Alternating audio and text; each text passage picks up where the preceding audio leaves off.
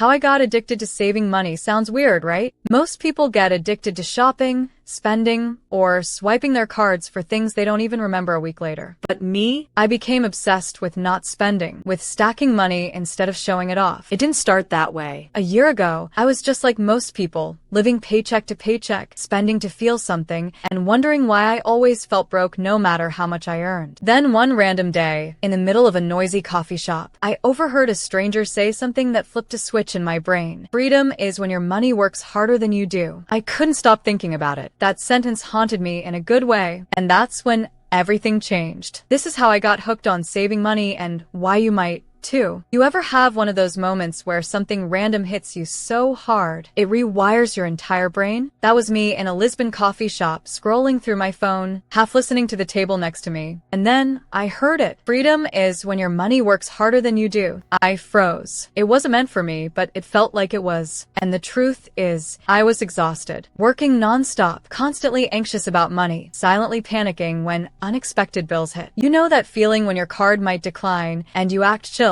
but your heart's racing? That was my life. That night, I opened up a net worth calculator on my laptop. I'd never done it before. I plugged in my numbers, my bank balance, debts, everything. What I saw made my stomach turn. Negative net worth. I was 29 and technically poorer than when I was 19. Right then, I promised myself no more coasting, no more ignoring, no more later. I deleted shopping apps. I paused subscriptions. I started reading personal finance blogs, watching YouTube videos, and tracking every dollar. It wasn't overnight, but it was real and surprisingly addictive. Not because I became super disciplined, but because I started to feel something I hadn't felt in a long time. Control. And trust me, when you get that feeling back, you'll want to keep chasing it. Here is the psychology of saving. Why it feels so good. Nobody tells you this, but saving money can actually feel amazing. Like, legit dopamine hit amazing. When you picture saving, you might think of restriction, rules, or guilt. But your brain doesn't see it that way, not when you do it right. Here's what I mean.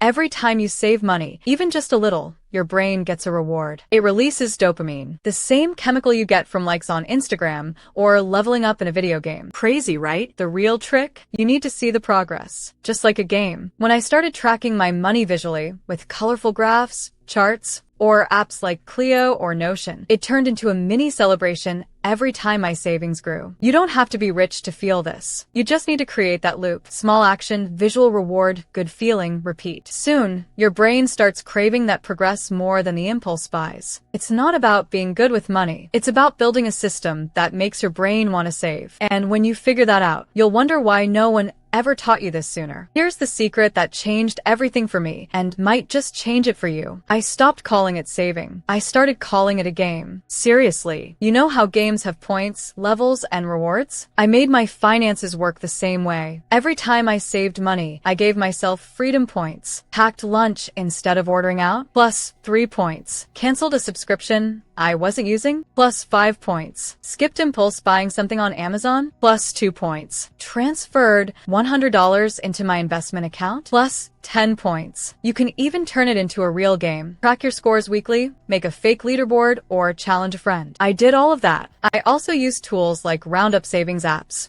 where your spare change gets invested without you noticing. Every little win added up, and it made saving feel fun, not forced. If saving feels boring or like punishment, flip the script. Make it a game where you're the hero, and every dollar saved is a power-up. Because when you gamify your money, you stop dreading it and start playing to win. Believe it or not, the idea of saving money to escape work isn't new. Back in the 1990s, a movement called financial independence, retire early, started picking up steam. People were saving aggressively, sometimes 50 to 70% of their income, just to quit their jobs in their 30s or 40s. It was powerful, but it felt extreme. Not everyone wants to live on rice and beans to retire young. But now there's a new wave, and it's way more balanced. It's called slow FI or coast FI. And if you're reading this, you might already be part of it. Instead of retiring super early, you're working toward freedom earlier. Freedom to work less, switch careers, travel more, or just breathe without money stress. The goal isn't to stop working. The goal is to stop needing to. And that kind of financial independence? It's closer than you think. The hidden truth. Most people are one emergency away from chaos. Here's the part nobody likes to admit. Maybe even you. Most people aren't financially free.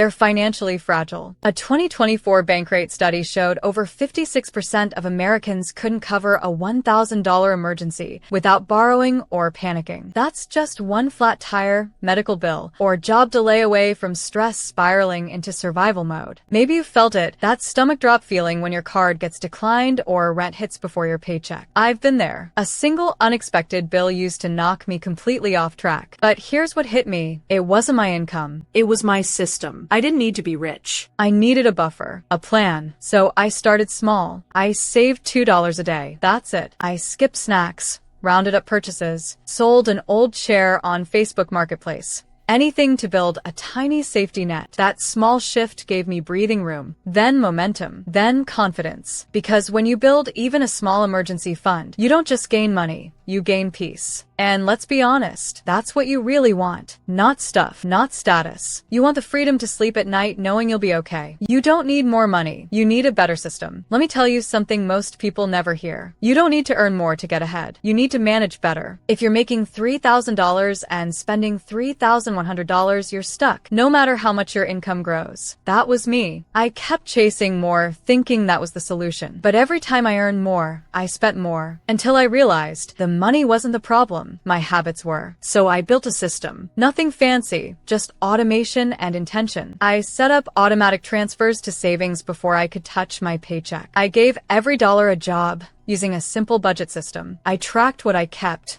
not just what I spent. And you can do the same, because when your system works, you stop leaking money and start keeping it. You don't need a raise to be free. You just need a plan that respects your future self. Believe it or not, saving money is finally cool. Scroll through TikTok or YouTube and you'll see it. Creators proudly sharing their no-spend weeks, minimalist lifestyles, and debt-free journeys. Hashtags like #MoneyTalk, #soft-saving, and #frugal-not-cheap are trending for a reason. Why? Because more and more people like you, are realizing that peace flexing. It's no longer about luxury brands. It's about having options, traveling without debt, living without panic, investing without fear. Even celebrities are talking more about investing than splurging. And Gen Z, you're leading the way, redefining wealth as freedom and time, not just stuff. The old definition of success is fading. And in its place, a quieter, smarter, more powerful version of success. One where you call the shots, because your money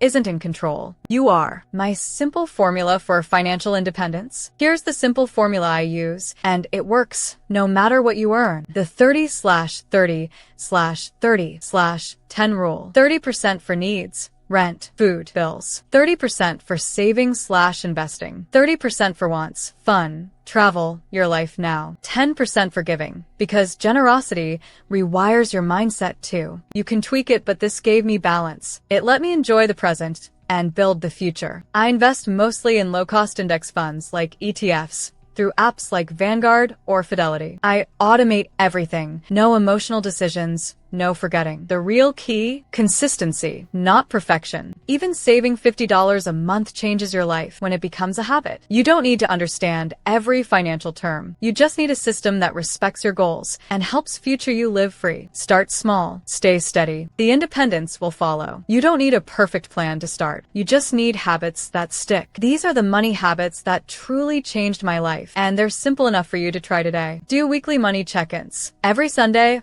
I look at my spending, savings, and goals. No shame, just awareness. It's like brushing your teeth, small but powerful. Naming my savings accounts. Instead of savings, I labeled mine Freedom Fund, Future Travel, and Emergency Cushion. Suddenly, every dollar had a purpose. Roundup investing. I used apps that round up my purchases and invest the change. It's like saving in the background. These habits didn't just save me money, they gave me confidence. And confidence with money, that's priceless. If you're still reading this, maybe it's because you feel it too, that quiet nudge telling you it's time. Time to stop surviving and start building. Time to stop hoping things will change and make them change. You don't need to be perfect. You just need to begin. Because every dollar you save is more than money. It's proof you're taking control. I got addicted to saving because it gave me something I never had before. Freedom. And the best part? You can start today. Right here. Right now. Your financial freedom story starts with one small step. Now, if you want to learn how to achieve financial success, then watch this video next.